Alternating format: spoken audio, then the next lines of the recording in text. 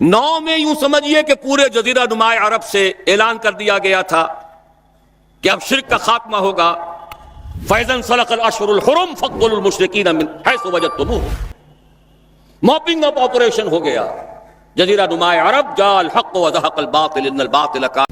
آپ کے علم میں ہے کہ اس وقت کے میرے خطاب جمعہ کا موضوع ہے عالمی غلبہ دین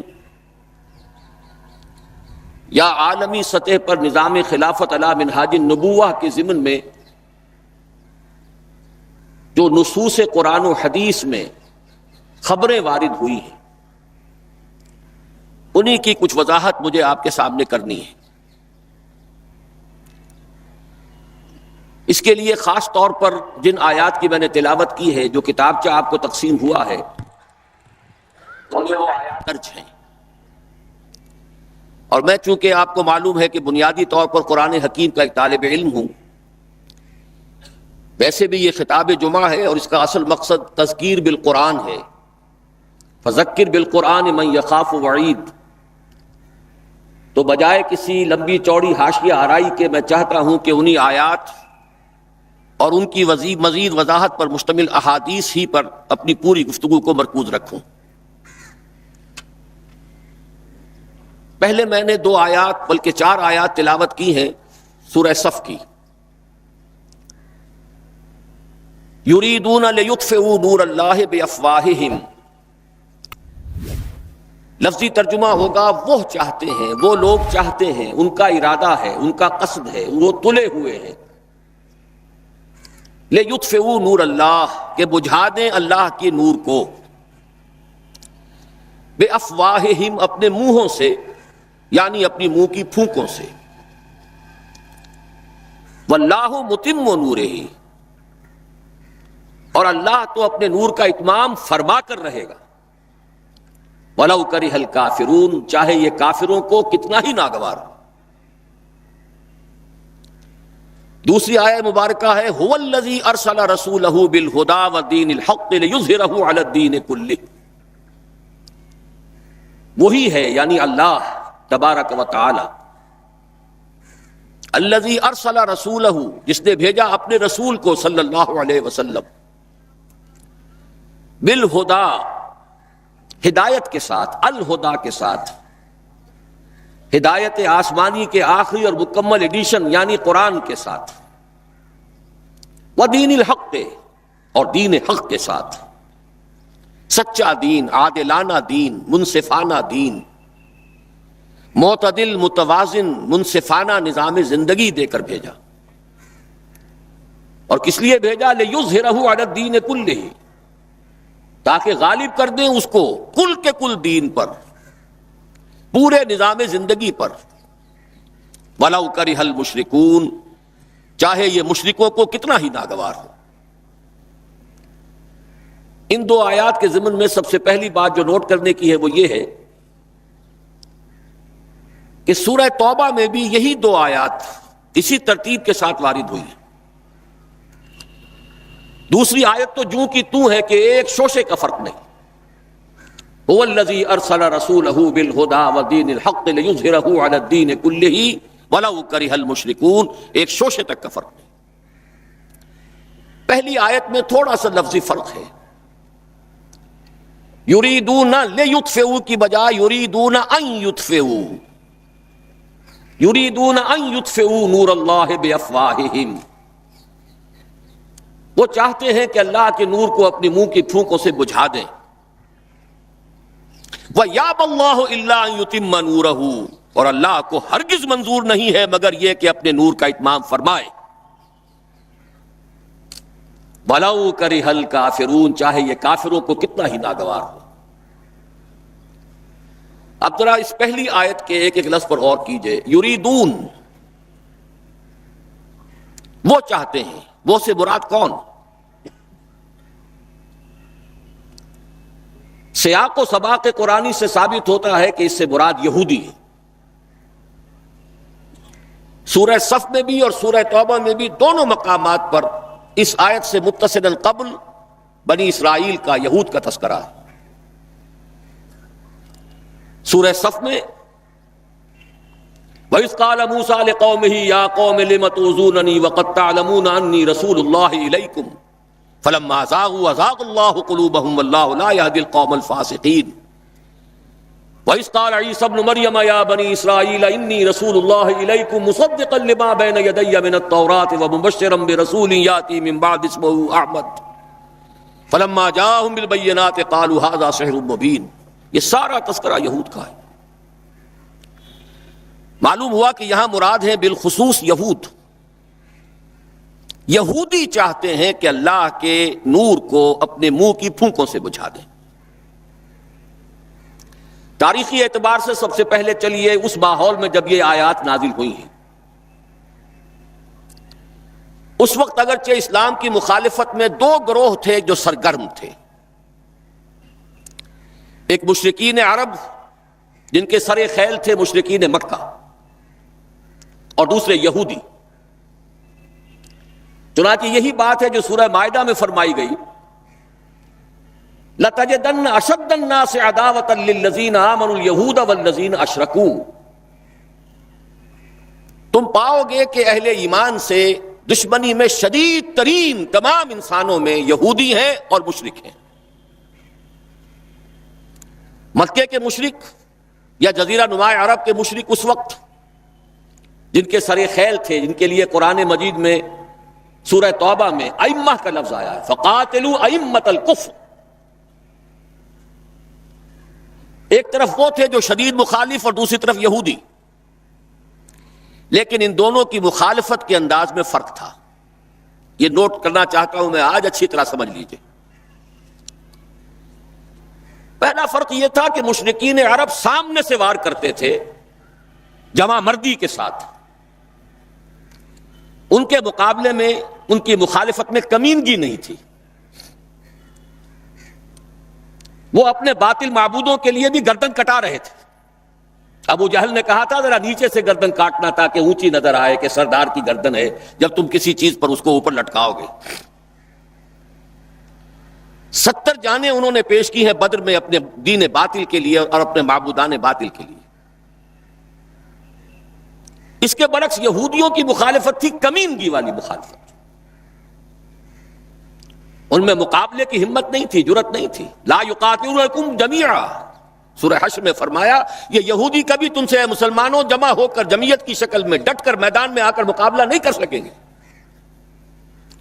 الا فی قرى محصنۃ او من وراء جدر، بڑے مضبوط قلعہ بندیوں میں اپنے آپ کو محفوظ کر کے اور فصیلوں کے پیچھے سے، دیواروں کے پیچھے سے، عورتوں کی طریقے سے پتھراؤ کریں گے، اس کے سوا کچھ نہیں کر سکتے.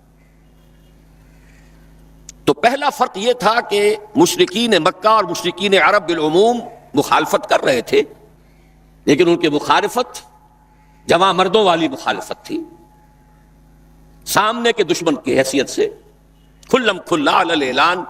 جبکہ یہودیوں کی مخالفت میں کمینگی تھی، سازشی انداز تھا. خود لڑنے کی بجائے دوسروں کو ابھار ابھار کر لاتے تھے. اور دوسرا بڑا فرق کیا تھا؟ اس پہلے فرق کو تو نمایاں کیا اسی لفظ سے کہ گویا کہ اپنے منہ کی پھونکوں سے بجھانا چاہتے ہیں. ابو جہل بھی بجھانا چاہتا ہے اللہ کے نور کو، لیکن اپنے زور بازو کی بنیاد پر. اور یہ لوگ کردار کے اعتبار سے اتنے گر چکے ہیں کہ زور بازو کی بنیاد پر نہیں، منہ کی پھونکوں سے بجھانا چاہتے ہیں. بہترین تعبیر کی ہے اس کی مولانا ظفر علی خان نے کہ نور خدا ہے کفر کی حرکت پہ خندہ زن، پھونکوں سے یہ چراغ بجھایا نہ جائے گا. دوسرا فرق یہ تھا کہ اگرچہ مشرکین میں بھی ایسے لوگ تھے جو پہچان چکے تھے کہ محمد اللہ کے رسول ہیں، سچے ہیں، صادق ہیں،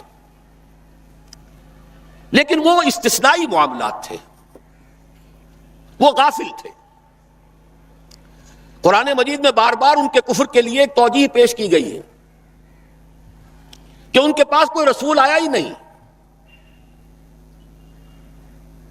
ان کے لیے رسالت اور نبوت بڑی ایک عجیب سی شے تھی. وہ چیزیں ان کے ذہن سے بالکل خارج ہو چکی تھی. لیکن یہود کا معاملہ اس کے برعکس تھا. وہ 100% پہچانتے تھے محمد رسول اللہ کو صلی اللہ علیہ وسلم. بالخصوص ان کے علماء یعرفونہ کما یعرفون ابناءہم، پہچانتے ہیں اسے جیسے کہ اپنے بیٹوں کو پہچانتے ہیں، علی وجہ البصیرت، وہ کسی مغالطے میں نہیں تھے، پوری ڈٹائی کے ساتھ پہچانتے ہوئے۔ آپ کو تو معلوم ہے کہ حضور صلی اللہ علیہ وسلم کی جو نشانیاں ہیں ان کا تو معاملہ بہت آگے کی بات ہے۔ حضور کے ادنا رفقا کا معاملہ کیا تھا کہ حضرت عمر رضی اللہ تعالیٰ عنہ کے بارے میں پوری ان کی صفات ان کے ہاں موجود تھی، اور عیسائی علماء نے ان کے ساتھ ٹیلی کر کے ہی حضرت عمر کو سامنے کھڑے ہو کے دیکھ کر اور پھر جو ہے یروشلم کا قبضہ دیا تھا کہ ہاں یہ وہی درویش بادشاہ ہے جس کا ذکر موجود ہے ہماری کتابوں میں کہ یروشلم اس کے ہاتھوں فتح ہوگا۔ تو یہ دو فرق ذہن میں رکھیے، یریدون لیطفئوا نور اللہ بافواہہم واللہ متم نورہ۔ دوسری بات جو سوچنے کی ہے اس آیت میں کہ نور اللہ سے مراد کیا ہے؟ اللہ کا نور ایک اعتبار سے ذہن منتقل ہوتا ہے قرآن حکیم کی طرف۔ نور اصل میں قرآن مجید میں ہدایت کے لیے بھی آتا ہے، تورات کے لیے آیا فیہا ہدی و نور، انجیل کے لیے آیا فیہ ہدی و نور، روشنی ہی سے انسان راستہ دیکھ سکتا ہے۔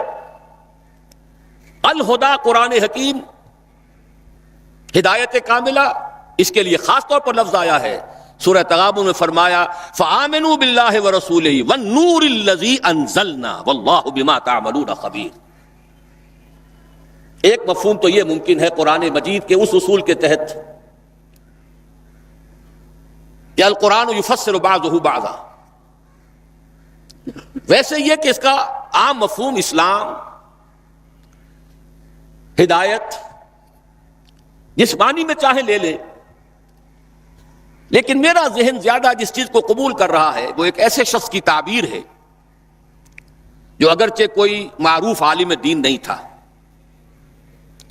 میں نہ عارف نہ مجدد نہ محدث نہ فقیہ، اقبال اپنے بارے میں صاف کہہ رہا ہے، میں نہ عارف نہ مجدد نہ محدث نہ فقیہ، لیکن واقعہ یہ ہے اور آپ کے علم میں ہوگا، میرا موقف یہ ہے اس دور میں قرآن مجید کا نور بصیرت اللہ تعالیٰ نے بڑے وافر پیمانے پر انہیں عطا کیا تھا۔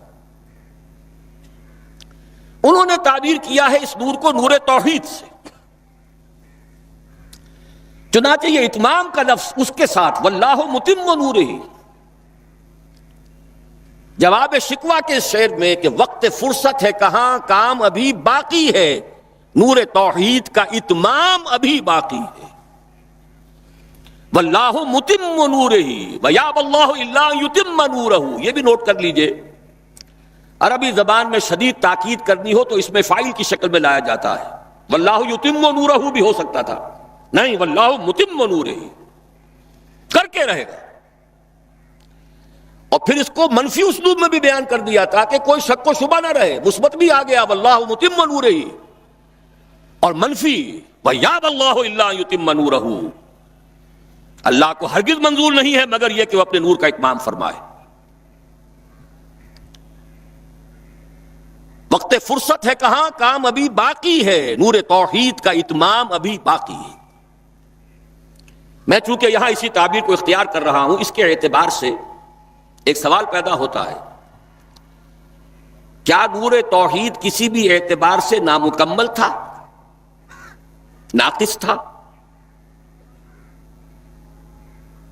جس کے اتمام اور تکمیل کی ضرورت تھی؟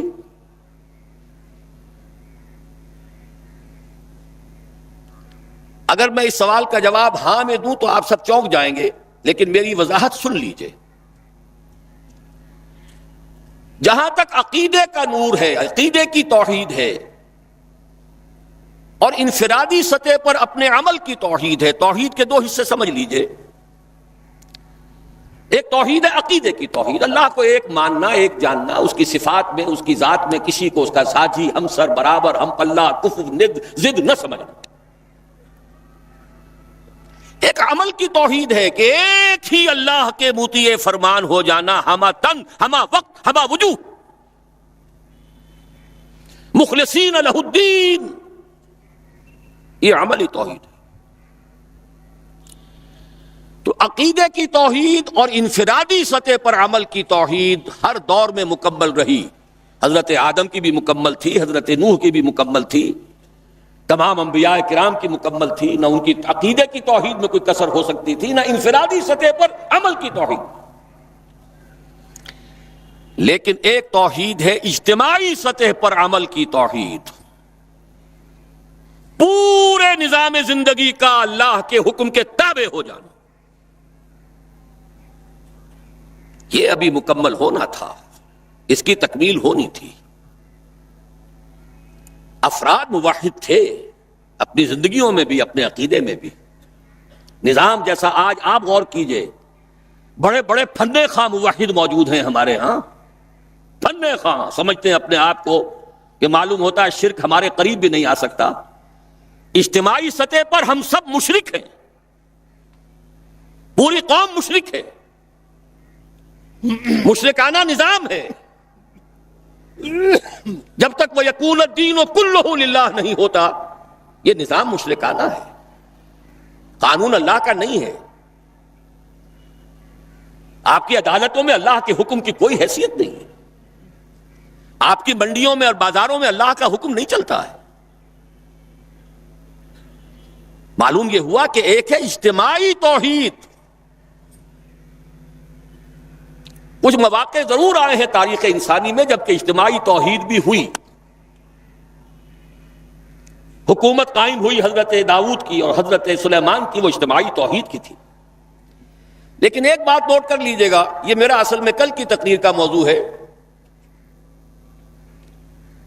یہ کام تاریخ انسانی میں صرف ایک مرتبہ ہوا ہے کہ ایک فرد واحد اپنی دعوت کا آغاز کرے اور تمام مراحل سے گزار کر اپنی اس دعوت اور تحریک کو اور توحید کامل تک معاشرے کو پہنچا دے. یہ اس سے پہلے کبھی نہیں ہوا. حضرت داؤد کو تو راہ چلتے حکومت مل گئی تھی، جنگ تو ہو رہی تھی حضرت طالوت اور جالوت کی. وہ تو ایک گڈریا اپنا گوپیا لے کر آ گیا ہے وقت پر اتفاقاً، اور اس گوپیے کی جو پتھر تھا وہ جالوت کے آنکھوں کے اس کی زرہ میں جو سوراخ تھا اس میں سے ہو کر اس کے بھیجے میں گزر گیا، مارا گیا، حکومت مل گئی. کیا حضرت داؤد ایک داعی کی حیثیت سے سامنے آئے تھے؟ کیا انہوں نے اپنی کوئی جماعت بنائی تھی؟ کیا ان مراحل سے گزرے تھے؟ قطعاً نہیں. صرف ایک مرتبہ ہوا ہے تاریخ انسانی میں، اور وہ محمد الرسول اللہ صلی اللہ علیہ وسلم. فرد واحد سے بات شروع کر کے یہ جو آتا ہے خطبات جمعہ میں آپ سنتے وحد اللہ، توحید باب تفعیل سے، اور اپنی توحید کو خالص کرو اور خالص کرو اور خالص کرو اور خالص کرو، شرک سے اسے ہر اعتبار سے پاک کر دو. یہ تو پوری زندگی کا لائف لانگ ایفرٹ ہے. آخری امتحان توحید کا جو لیا ہے ابراہیم کے رب نے. دیکھیں اس بوڑھے کے دل میں کہیں اپنے بیٹے کی، اکلوتے بیٹے کی محبت تو ہم سے زیادہ نہیں ہو گئی. کیسے کیسے امتحانات سے گزر چکا وہ بوڑھا، کیسے کیسے امتحانات. لیکن آخری امتحان دعائیں مانگ مانگ کر بیٹا لیا تھا. فلما بلغ معه السعی، اور جب اب ذرا ہاتھ بٹانے کے قابل ہوا، کہیں اس کی محبت ہماری محبت سے زائد تو نہیں ہو گئی. انی ارا فی المنام انی اذبحک فانظر ماذا تری. اسی لیے جو آتا ہے قرآن مجید میں بار بار حضرت ابراہیم کے لیے آخری سند کے الفاظ آتے ہیں وما کان من المشرکین، شرک کے ہر شائبے سے پاک. تو یہ توحید عملی اجتماعی سطح پر ہونی باقی تھی. اس کا تعلق ہے اگلی آیت سے. یہ کب ہوگی؟ هو الذی ارسل رسولہ بالہدی ودین الحق لیظہرہ علی الدین کلہ ولو کرہ المشرکون. اللہ نے اپنے ان آخری رسول کو محمد صلی اللہ علیہ وسلم کو تو بھیجا ہی ہے الہدا، وہ دین حق اور الہدا اور دین حق دے کر، تاکہ غالب کریں. جب تک دین غالب نہیں توحید ناقص ہے. عقیدے کی توحید ہو سکتا ہے کہ ہو، انفرادی سطح پر بھی ہو سکتا ہے، ایک آدمی جہاں جہاں بھی اللہ کا حکم مان سکتا ہو مان رہا ہو، لیکن آخر وہ کسی قوم کا فرد ہے، کسی ریاست کا شہری ہے، کسی خاندان کا فرد ہے، چہار طرف سے جکڑا ہوا ہے رشتوں میں اور تعلقات میں. اس کی زندگی کے کتنے گوشے ہیں کہ جن کو ابھی وہ مشرکانہ نظام اپنی گرفت میں لیے ہوئے ہیں. یہ در حقیقت اسی وقت ہوگا جبکہ اللہ کا دین غالب ہو جائے. هو الذی ارسل رسولہ بالہدی ودین الحق لیظہرہ علی الدین کلہ ولو کرہ المشرکون. مشرک تو کبھی پسند نہیں کریں گے. یہاں ذرا شرک کو سمجھ لیجئے, یہ شرک صرف عقیدے کا نہیں. آج کا سب سے بڑا شرک کیا ہے؟ اللہ کا اللہ کو دو, ریاست کا ریاست کو دو. یہ سیکولر نظام ہے, یہاں پر جو ہے حاکمیت عوام چلے گی. جاؤ مسجدوں میں اللہ کا حکم نافذ کر لو.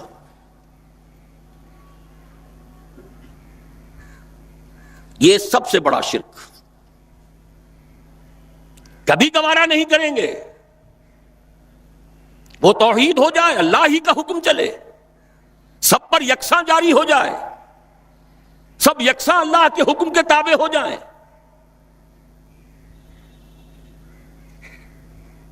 وَلَوْ كَرِهَ الْمُشْرِكُونَ. مشرک کبھی نہیں چاہیں گے, لیکن ان کی مخالفت کے علی الرغم, ان کی ساری ریشہ دوانیوں کے باوجود, ان کی تمام سازشوں کے باوجود اللہ کا دین غالب ہو کر رہے. اب ذرا تاریخی اعتبار سے جائزہ لیجئے. ابھی ہم تھے اس ماحول میں جبکہ ابھی یہ آیات نازل ہو رہی تھی. پہلی بات تو یہ سمجھ میں آ گئی کہ محمد الرسول اللہ صلی اللہ علیہ وسلم کا مقصد بعثت ہے غلبہ دین. یہ نوٹ کرنے کی بات ہے, کسی اور رسول کے لیے اللہ نے قرآن مجید میں یہ الفاظ استعمال نہیں کیے. شاہد سب تھے, مبشر سب تھے, نذیر سب تھے, داعی سب تھے, مبلغ سب تھے, معلم سب تھے, مربی سب تھے, مزکی سب تھے. لیکن یہ کہ هو الذی ارسل رسولہ بالہدی ودین الحق لیظہرہ علی الدین کلہ, صرف محمد کے لیے آئے الفاظ صلی اللہ علیہ وسلم, اور 3 مرتبہ آئے. اب اس کے ساتھ جس کو صغرا کبرا کہتے ہیں لاجک میں پریمیسز, اس کے ساتھ جوڑیے دوسری بات جو قرآن میں 5 مرتبہ آئی, اگرچہ وہ آئی ہے ذرا مختلف الفاظ میں. کہیں فرمایا وما ارسلناک الا رحمتا للعالمین, ہم نے نہیں بھیجا ہے محمد صلی اللہ علیہ وسلم آپ کو مگر تمام جہان والوں کے لیے رحمت بنا کر. آپ کی بعثت جغرافیائی, نسلی, قومی, علاقائی حدود سے ماورا, بالا تر. قرآن میں بقیہ سارے رسولوں کی بات آتی ہے تو کہتے ہیں یا قوم یا قوم یا قوم. نوح نے کہا یا قوم اعبدوا اللہ, ہود نے کہا یا قوم اعبدوا اللہ, صالح نے کہا یا قوم اعبدوا اللہ ما لکم من الہ غیرہ. اور قرآن کہتا ہے یا ایھا الناس, یا ایھا الناس اعبدوا ربکم الذی خلقکم والذین من قبلکم لعلکم تتقون. لیکن صریح ترین جو لفظ آیا ہے وما ارسلناک الا کافۃ للناس بشیرا ونذیرا, ہم نے نہیں بھیجا ہے محمد صلی اللہ علیہ وسلم آپ کو مگر پوری نوع انسانی کے لیے بشیر اور نذیر بنا کر. اب ذرا اس کو جوڑیے, محمد کو بھیجا کاہے کے لیے؟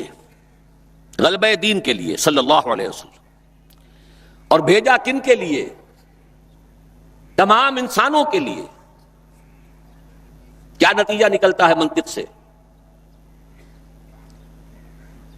محمد الرسول اللہ صلی اللہ علیہ وسلم کا مقصد بعثت مکمل اسی وقت ہوگا جب پورے عالم انسانیت پر اللہ کا دین غالب آ جائے. ورنہ بات وہی ہے جو اقبال کا شعر سنا چکا ہوں, وقت فرصت ہے کہاں کام ابھی باقی ہے, نور توحید کا اتمام ابھی باقی. لیکن یہ کہ اگر اللہ نے واقعی بھیجا محمد کو دین کے غلبے کے لیے صلی اللہ علیہ وسلم, اور اگر بھیجا ہے پوری نوع انسانی کے لیے, تو ناممکن ہے کہ یہ دنیا ختم ہو جائے اس سے پہلے کہ محمد الرسول اللہ کا مقصد بعثت مکمل.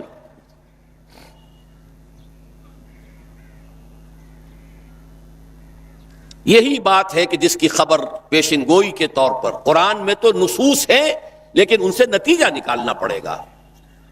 منطق حضور کو بھیجا پوری نوع انسانی کے لیے اور بھیجا غلبہ دین کے لیے، تو مقصد بعثت کی تکمیل اسی وقت ہوگی جبکہ کل عالم انسانی پر اللہ کا دین غالب آ جائے۔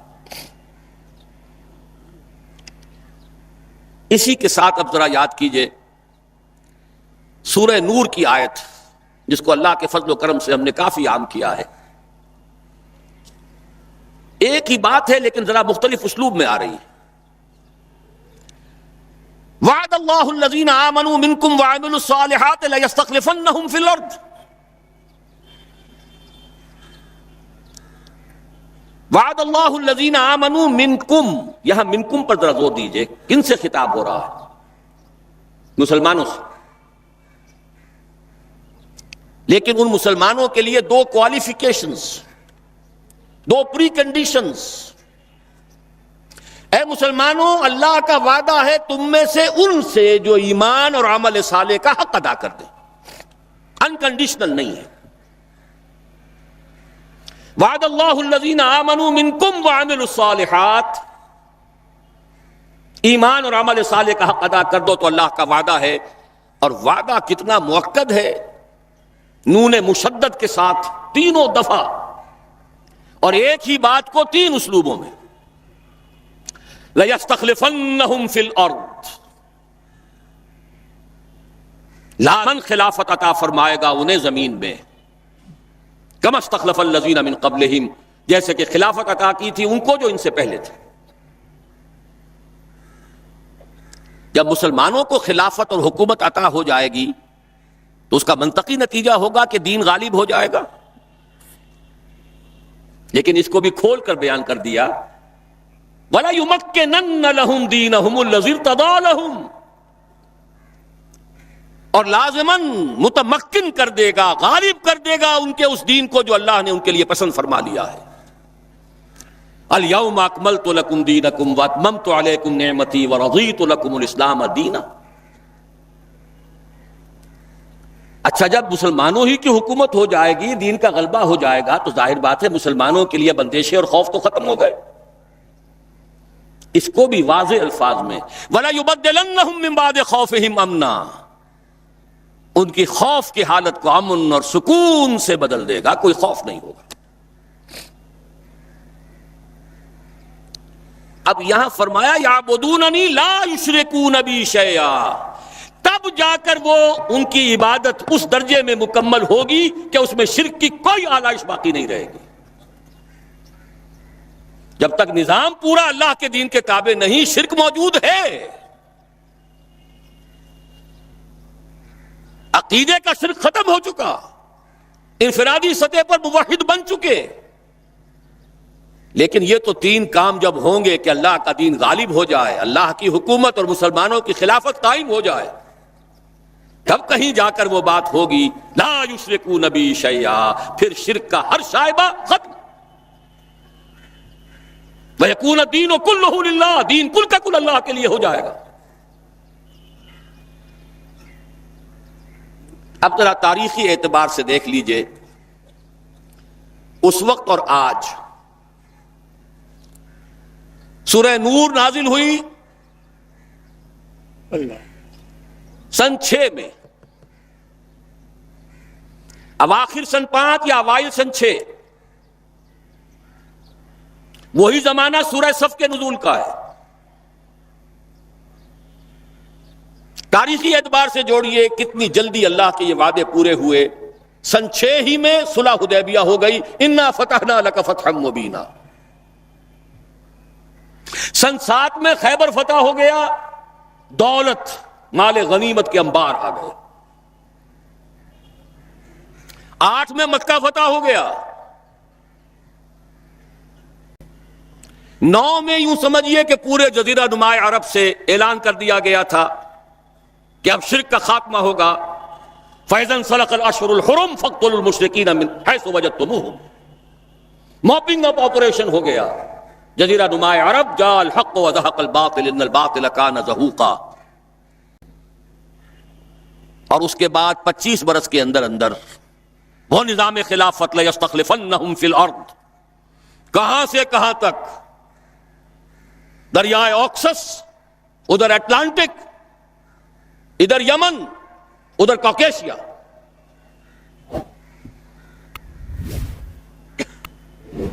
وعدے پورے ہو گئے تھے کہ نہیں؟ اس کے بعد سے کیا ہوا ہے؟ ایک حدیث نبوی آپ کے اس کتابچے میں موجود ہے، بڑی عظیم حدیث. ہماری 1400 برس کی بلکہ 1500 برس کی تاریخ، ابھی تو اس میں سے 1400 برس گزرے ہیں، 15واں 100 جو ہے ابھی شروع ہوا ہے، لیکن وہ 15ویں صدی کے واقعہ جو ہے اس کے اوپر وہ حدیث ختم ہو رہی ہے. نعمان ابن بشیر رضی اللہ تعالیٰ عنہ سے روایت، اور مسند احمد ابن حنبل میں جو اس کی تفصیل آئی ہے، حضرت حذیفہ رضی اللہ تعالیٰ عنہ نے بھی اس کی تائید کی ہے کہ ہاں یہ حدیث میرے علم میں ہے. 2 صحابہ سے حضور نے 5 دور گنوا دیے اپنے زمانے سے شروع ہو کر اور قیامت تک. تکون النبوۃ فیکم ما شاء اللہ ان تکون ثم یرفعہ اللہ اذا شاء یرفعہا. مسلمانوں تمہارے مابین نبوت برقرار رہے گی جب تک اللہ چاہے گا کہ رہے، پھر اللہ اس کو اٹھا لے گا جب چاہے گا، یعنی میرا انتقال ہو جائے گا.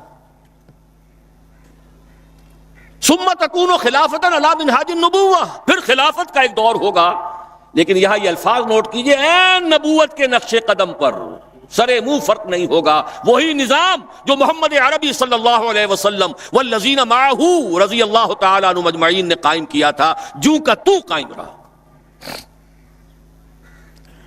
اس پر واقعہ یہ ہے کہ سنہری حروف سے لکھے جانے کے قابل الفاظ ہیں حضرت ابو بکر کے رضی اللہ تعالی عنہ، ایبدل الدین وانا حی، کوئی ترمیم نہیں ہونے دوں گا اپنی زندگی میں اس دین کے اندر. کیا دین میں تبدیلی کی جائے گی جبکہ ابھی میں زندہ ہوں؟ یہ خلافت علی منہاج النبوہ کا دور، لیکن فرمایا یہ بھی ہمیشہ نہیں رہے گا. ثم یرفع اللہ اذا شاء یرفع، پھر اللہ اٹھا لے گا اس کو بھی جب چاہے گا اٹھانا. ثم تکون ملکا عاضا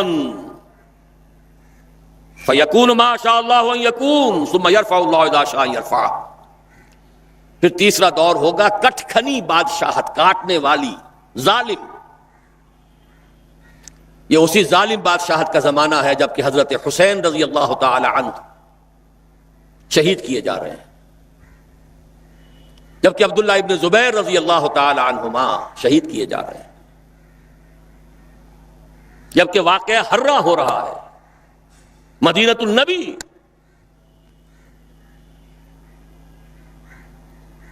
جبکہ محمد ابن قاسم کو بلا کر ہلاک کیا جا رہا ہے، موسیٰ ابن نصیر کی توہین و تذلیل ہو رہی ہے.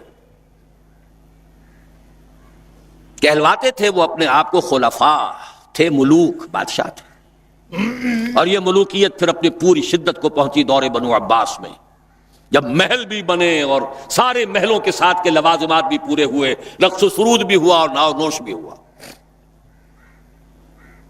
یہ تیسرا دور تھا. لیکن بہرحال تھے کلمہ گو، کوئی بھی تھا، کلمہ محمد کا پڑھتے تھے صلی اللہ علیہ وسلم. پھر جہاں بہت برے تھے وہاں ان میں سے بہت اچھے بھی تھے، لیکن وہ خلافت نہیں تھی، خلافت علی منہاج النبوہ نہیں تھی، خلافت راشدہ نہیں تھی، مسلمانوں کی حکومت تھی. فرمایا یہ تیسرا دور بھی ختم ہو جائے گا. ثم تکون ملکا جبریا فتکون ما شاء اللہ ان تکون ثم یرفع اللہ اذا شاء یرفع. پھر چوتھا دور آئے گا اور پھر مجبوری والی ملوکیت آئے گی. صحابہ کرام نے اس وقت کیا سمجھا ہوگا ہم کچھ نہیں سمجھ سکتے. یہ 2 ملکن جو ہیں ملوکیت کے، یہ 2 دور کیسے ہوں گے؟ بلکہ اسی حدیث کی جو روایت آتی ہے وہ تو یہ ہے کہ حضرت عمر بن عبدالعزیز رحمہ اللہ پر منطبق کی گئی یہ حدیث کہ اس کے بعد پھر خلافت علی منہاج النبوہ کا دور آئے گا.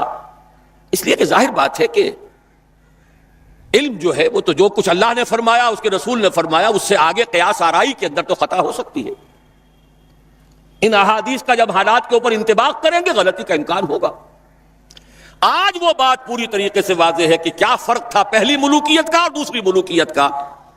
پہلی ملوکیت مسلمانوں کی تو تھی، پھر ملوکیت غلامی لے کر آئی. ملکہ برطانیہ وکٹوریہ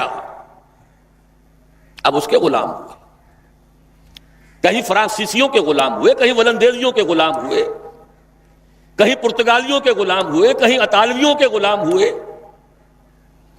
پورا عالم اسلام غلامی میں جکڑا گیا، ملکن جبرین۔ فرمایا یہ دور بھی جب تک چاہے گا اللہ رہے گا، پھر ختم ہو جائے گا۔ یہاں تھوڑی سی وضاحت میں کر دوں آپ کے سامنے، یہ دور تقریباً اپنے نصف کو پہنچا ہے، ابھی ختم نہیں ہوا ہے۔ اس کا پہلا فیز تھا جس کو کہتے ہیں کولونیلزم۔ یورپی اقوام نے آ کر اپنی حکومتیں یہاں بنائیں، باضابطہ اپنی حکومت، انگریز کی حکومت، فرانسیسیوں کی حکومت، اطالویوں کی حکومت، پرتگیزوں کی حکومت۔ اس صدی کے وسط میں آ کر کچھ حالات دنیا کے بدلے، لوگوں کے اندر احساس پیدا ہوا کہ ہم بھی انسان ہیں۔ جب ذرا آدم ہوا ہے خود شناس و خود نگر، انہوں نے اپنی وہ بساط لپیٹ لی، اور ایک نئے رنگ میں اب وہ چوتھا دور سامنے آ رہا ہے دنیا کے، اور یہ ہے مالیاتی استعمار۔ پورے گلوب کو، پوری دنیا کو، تمام اقوام عالم کو چھوٹے چھوٹے حصوں میں تقسیم کر کے اپنے سودی قرضوں کے ہتھ کنڈوں کے اندر جکڑ لو۔ کام یہ کریں، محنت یہ کریں، مشقت یہ کریں، خام مال ان کا ہو، مزدور ان کے ہو، ٹیکنیکل نو ہاؤ ہماری ہو، ایڈمنسٹریشن مینجمنٹ ہماری ہو، ملائی ہم کھاتے جائیں گے اور کچھ چھاچھ ان کو بھی دیتے جائیں گے۔ اس صدی کے نصف میں جبکہ یہ کولونیلزم اپنی بساط لپیٹ رہا تھا، یاد کر لیجئے 1950 میں ورلڈ بینک قائم ہوا ہے، یہ آج کی شان نہیں ہے۔ استعمار نے اپنا ایک رنگ بدلا، براہ راست حکومت کرنے میں تو ریزنٹمنٹ بھی ہوتی ہے، لوگ ناراض بھی ہوتے ہیں، کبھی بغاوتیں کرتے ہیں، کچھ ہمارے ماریں گے، ہم زیادہ ان کے ماریں گے۔ بھائی ہمیں آم کھانے ہیں کہ پیڑ گننے ہیں؟ یہ نیا استعمار، نیو ورلڈ آرڈر، حقیقت میں جیو ورلڈ آرڈر، آج تاریخ پھر وہاں پہنچ گئی ہے۔ یریدون لیطفئوا نور اللہ بافواہہم، وہی یہود۔ لیکن فرق کیا ہے؟ اس وقت یہودی آئسولیٹڈ تھے، عیسائی بھی ان کے دشمن تھے، وہ سمجھتے تھے ہمارے تو خدا کو انہوں نے سولی پر چڑھایا۔ شدید ترین پرسیکیوشن یہودیوں کی عیسائیوں کے ہاتھوں ہو رہی تھی۔ آج یہودی اقوام مغرب پر بالخصوص، وائٹ اینگلو سیکسن پروٹیسٹنٹس پر بالخصوص پورا تسلط جما چکا ہے۔ اور یہ وہ شے ہے جو پھر میں اسی علامہ اقبال کی بات کر رہا ہوں، جو اس صدی کے آغاز میں 1905 میں گیا تھا اللہ کا بندہ، 1908 تک رہا یورپ میں، اور بھی کتنے گئے ہوں گے، وہ کیا دیکھ سکے کیا نہ دیکھ سکے، لیکن ایک بصیرت اللہ نے جو دی تھی کہ گاہ میری نگاہ تیز چیر گئی دل وجود، گاہ الجھ کے رہ گئی میرے توہمات میں، وہ دل وجود کو جو چیر کر دیکھا ہے تو اسی وقت حقیقت دیکھ لی تھی کہ فرنگ کی رگے جاں پنجے یہود میں ہے۔ خود یورپینز کو اس کا احساس کہیں بعد میں جا کر ہوا ہے، دوسری جنگ عالمگیر کے دوران ہوا ہے، جب جرمنوں کے ہاتھوں ان کے 60 لاکھ آدمی یا کم سے کم 40 لاکھ آدمی قتل ہوئے ہیں، وہ بعد میں احساس ہوا۔ اقبال تو دیکھ آیا تھا، فرنگ کی رگے جاں پنجے یہود میں ہے۔ تو آج جان لیجئے کہ نیو ورلڈ آرڈر جو حقیقت میں جیو ورلڈ آرڈر ہے، ایک نیا عالمی مالیاتی استعمار، جو دیکھنے کے لیے تو امریکہ کی سربراہی میں ہے، حقیقتاً اس کی باغ یہودیوں کے ہاتھ میں۔ اور پھر وہی وقت آ گیا ہے، یریدون لیطفئوا نور اللہ بافواہہم، ان کی تمام پالیسیز کا نقطہ ماسکہ یہ ہے، اسلام کو ختم کرو۔ اور کیوں؟ انہیں معلوم ہے اگر کوئی خطر مجھ کو تو اس امت سے ہے، اس کی خاکستر میں ہے اب تک شرار آرزو، خال خال اس قوم میں اب تک نظر آتے ہیں، وہ کرتے ہیں اشک سحرگاہی سے جو ظالم وضو۔ خطرہ ہے تو یہاں سے۔ فوکویاما نے کتاب لکھی اینڈ آف ہسٹری، جیسے کوئی بہت بڑی جنگ جیت لے اور پھر فتح کے شادیانے بجا رہا ہو، بغلے بجاتے ہوئے اس نے لکھا کہ سوویت یونین ختم ہو گیا، ثابت ہو گیا کہ ہمارا ہی نظام بہترین ہے، یہ غیر فطری نظام تھا، یہ غلط نظام تھا، اور کوئی نظام مقابلے میں ہے ہی نہیں، ایک ہی تھا۔ معلوم ہوا کہ ہمارا ویسٹرن سیکولر کیپٹلسٹک سسٹم ہی دنیا کا بہترین نظام ہے، یہ آخری بلندی ہے جہاں تک نوع انسانی چڑھ سکتی تھی، ترقی کر سکتی تھی، سوشل ایوولوشن کا آخری مقام ہے، اینڈ آف ہسٹری۔ جیسے کوئی شخص ماؤنٹ ایوریسٹ کو سر کر لے تو سمجھے کہ اب میں بلندی کی انتہا پر پہنچ گیا، اس زمین پر تو اس سے آگے بلندی نہیں ہے۔ ہنٹنگٹن نے اس کے جواب میں ایک مقالہ لکھا، دونوں امریکہ کے ہیں، نہیں نہیں نہیں، میں اپنے دوست فوکویاما سے اختلاف کرتا ہوں، ابھی تہذیبوں کا تصادم ہوگا۔ اس نے بتایا کہ ٹوائنبی نے کل 20 تہذیبیں گنی ہیں تاریخ انسانی کی، ان میں سے 12 ختم ہو چکی ہیں، کہیں موجود نہیں ہیں، 8 ابھی موجود ہیں، ایک ہماری مغربی تہذیب ہے، 7 اور ہیں، لیکن ان 7 میں سے 5 ایسی ہیں کہ جن کو آسانی سے ہم ایسیمیلیٹ کر سکتے ہیں، اپنے اندر ضم اور گم کر سکتے ہیں، وہ ہمارے لیے کوئی خطرہ نہیں ہے، لیکن 2 تہذیبیں ایسی ہیں کہ جو ہمارے لیے ایک چیلنج ہیں، وہ کچھ لوہے کے چنے ہیں جنہیں چبانے کے لیے ہمیں کچھ محنت کرنی پڑے گی۔ ایک ہے مسلم سویلائزیشن اور ایک ہے کنفیوشین سویلائزیشن آف چائنا۔ اس کے بعد مشورہ دیتا ہے اپنی حکومت کو، امریکن حکومت کو، کہ 2 کام کرو، ایک تو چین کو مسلمان ملکوں سے دور کرو، ایشیا پیسیفک یہ کانسیپٹ ڈیولپ کیا گیا ہے اس مقالے کے بعد، چائنا کو ایسٹ ورڈ لوکنگ کر دو، مشرق کی طرف رخ کر دو، مغرب کی طرف نہیں، مغرب کی طرف دیکھے ہی نہ، مغرب میں تو پاکستان ہے، مغرب میں اس کے کشمیر بھی ہے، مغرب میں اس کے افغانستان بھی ہے، روسی ترکستان کی آزاد شدہ تمام ریاستیں بھی ہیں، مغرب تو اسلام ہی اسلام ہے، اس کو ایسٹ ورڈ لوکنگ کرو، پیسیفک، اور پیسیفک کے ادھر امریکہ ہے، چنانچہ موسٹ فیورڈ نیشن اپنی مالیات میں، اپنی تجارتی پالیسیوں میں ابھی تک، اس کے باوجود کہ چائنا نے بار بار سخت توہین کی ہے، تذلیل کی ہے، لیکن بنیا مینٹیلٹی جو ہے وہ توہین و تذلیل برداشت کر سکتی ہے اپنے مفادات کی خاطر۔ انڈونیشیا میں کانفرنس کی گئی، ایشیا پیسیفک کانفرنس، کلنٹن صاحب تشریف لائے۔ دوسرا مشورہ یہ دیا کہ مسلمانوں کے باہمی اختلافات کو ہوا دو۔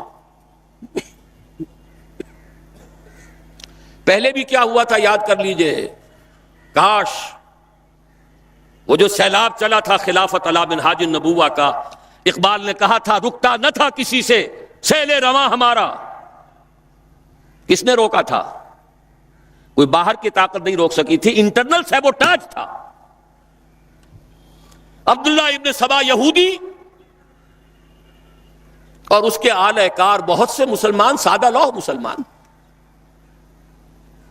اگر حضرت حسان ابن ثابت رضی اللہ تعالی عنہ جیسا صحابی اور عاشق رسول صحابی اگر حضرت عائشہ رضی اللہ تعالی عنہ پر لگنے والی تہمت میں شریک ہو سکتا ہے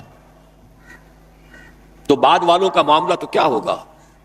سازش بڑی شے ہے، یہودی سازش ایسا پھاڑا ہے اس امت کو کہ آج تک وہ خون رس رہا ہے، اور آج بھی وہی یہودی سازش شیعہ سنی کو لڑا کر اپنے مذموم مقاصد حاصل کر رہا ہے۔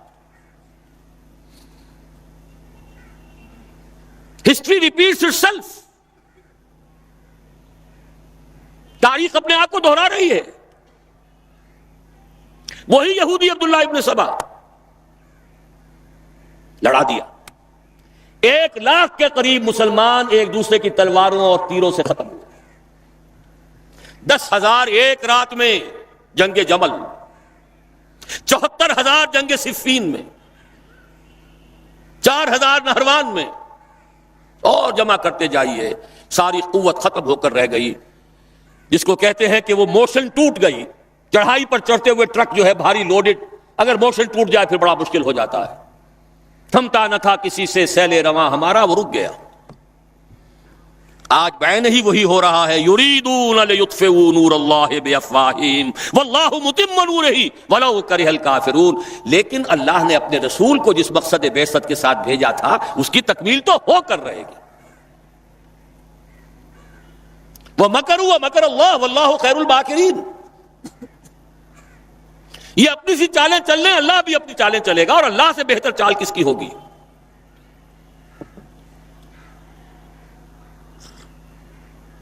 کیا خوب کہا اقبال نے، دنیا کو ہے پھر مار کا روح و بدن پیش، تہذیب نے پھر اپنے درندوں کو ابھارا، اللہ کو پامر دیے مومن پہ بھروسہ، ابلیس کو یورپ کی مشینوں کا سہارا.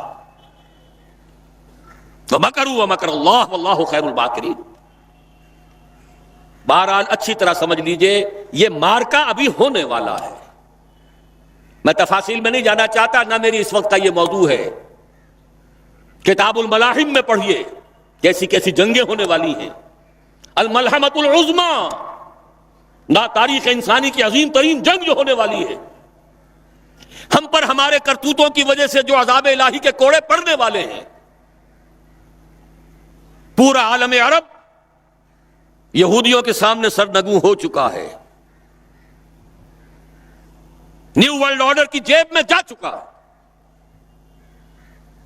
تھوڑا سا ایک سوڈان، کچھ ایک پاگل سا غیر اہم شخص قذافی بیٹھا ہوا ہے، باقی ان دو کو نکال دیجئے تو پورا عالم عرب ان کی جیب میں سرنگوں. اور ابھی کیا ہوگا جب مسجد اقصی شہید کی جائے گی، جب تھرڈ ٹیمپل کی تعمیر ہوگی. ایودھیا کی مسجد گرا کر امت مسلمہ کی نبض کو دیکھ لیا ہے دشمن نے کہ جان نہیں ہے. حمیت نام تھا جس کا، گئی تیمور کے گھر سے.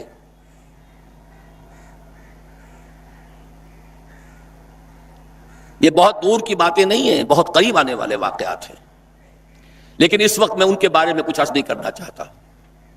یہ سب کچھ ہوگا. آخر صحابہ کے ساتھ بھی پہلے ہی دن اللہ کی نصرت نہیں آ گئی تھی، خوب اللہ نے انہیں ٹھوک بجا کر دیکھا. وَلَنَبْلُوَنَّكُمْ بِشَيْءٍ مِّنَ الْخَوْفِ وَالْجُوعِ وَنَقْصٍ مِّنَ الْأَمْوَالِ وَالْأَنفُسِ وَالثَّمَرَاتِ وَبَشِّرِ الصَّابِرِينَ الَّذِينَ إِذَا أَصَابَتْهُمْ مُصِيبَةٌ قَالُوا إِنَّا لِلَّهِ وَإِنَّا إِلَيْهِ رَاجِعُونَ.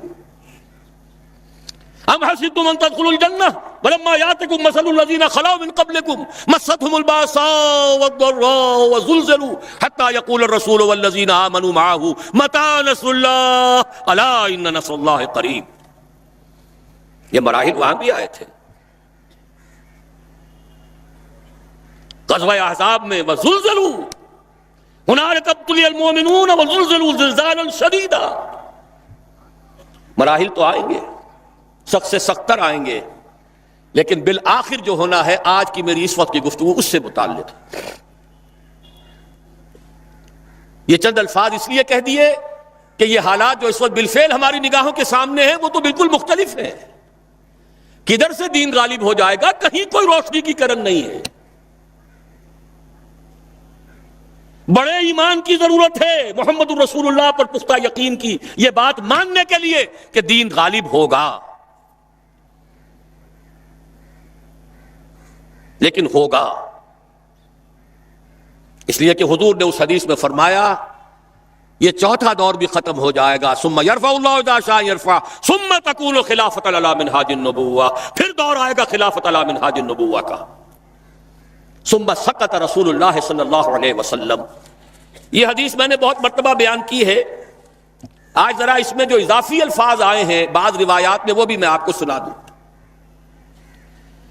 امام شاطبی اس کو موافقات میں لے کر آئے ہیں، شاہ اسماعیل شہید نے بھی اس کو نقل کیا ہے منصب امامت میں، مولانا مودودی نے اس کو نقل کیا ہے اپنی کتاب میں تجدید و احیاء دین میں، کہ یہ جو فرمایا کہ ثم تکون خلافت علی منہاج النبوہ، پھر دور آئے گا خلافت علی منہاج النبوہ کا، اس کے بعد کے الفاظ یہ ہیں تعمل فی الناس بسنت النبی صلی اللہ علیہ وسلم، پھر وہ دور آ جائے گا کہ لوگوں میں تمام معاملہ اللہ کے نبی کی سنت کے مطابق نمٹایا جائے گا۔ وَيُلْقِي الْإِسْلَامَ بِجُرَانِهِ فِي الْأَرْضِ، اور اسلام اپنا جھنڈا زمین میں گاڑ دے گا، نصب کر دے گا۔ یرضى عنها ساکن السماء وساکن الارض، اس پورے نظام سے یا اس دور سے تمام آسمانوں والے بھی تمام زمین والے بھی راضی ہو جائیں گے۔ لا تدع السماء من مطر الا صبت، آسمان اپنی بارش کو روک کر نہیں رکھے گا، اپنے سارے خزانے لٹا دے گا۔ الا صبته بدرارا ولا تدع الارض من نباتها شيئا الا اخرجت، اور زمین بھی اپنی نباتات میں سے کسی شے کو روکے گی نہیں، نکال باہر کرے گی، خزانے آسمان سے اور زمین سے نکل آئیں گے۔ یہ خوشحالی کا دور پوری نوع انسانی کے لیے آ کر رہے گا، یہ تقدیر مبرم ہے، یہ اٹل ہے، یہ خبر ہے محمد الرسول اللہ صلی اللہ علیہ وسلم کی۔ میں نے دو باتیں ابھی عرض کی ہیں۔ پہلی بات، قرآن کے نصوص سے نتیجہ نکال کر کہ حضور کو بھیجا گیا غلبہ دین کے لیے اور بھیجا گیا پوری نوع انسانی کے لیے، تو مقصد بعثت اسی وقت مکمل ہوگا جب کل روح ارضی پر اللہ کا دین غالب آ جائے۔ دوسری میں نے آپ کو حدیث بتا دی، چوتھے دور میں ہم ہیں لیکن پانچواں دور آیا چاہتا ہے، زیادہ دور نہیں ہے، اگرچہ اس کے لیے ایمان اور عمل صالح کے لیے کمر کسنی ہوگی، اس کے لیے جہاد کی پکار پر لبیک کہنا ہوگا۔ اسی لیے سورہ صف میں اس کے فوراً بعد تو وہی آیات آئی ہیں، یا ایھا الذین آمنوا ھل ادلکم علی تجارۃ تنجیکم من عذاب الیم تؤمنون باللہ ورسولہ وتجاہدون فی سبیل اللہ باموالکم وانفسکم۔ لیکن ان آیات کی تشریح میں کل کروں گا اپنے شام کی تقریر میں انشاءاللہ۔ اس وقت اب تیسرا نقطہ بیان کر رہا ہوں۔ اب جب دوبارہ یہ عالم آئے گا، اس عالم ارضی پر نظام خلافت آئے گا، دو حدیثیں اتنی واضح ہیں کہ کل روح ارضی پر آئے گا۔ وہ حدیثیں بھی اس کتابچے میں ہیں آپ کے پاس۔ مقداد ابن الاسود سے روایت ہے رضی اللہ تعالی عنہ، مسند احمد ابن حنبل کی روایت ہے۔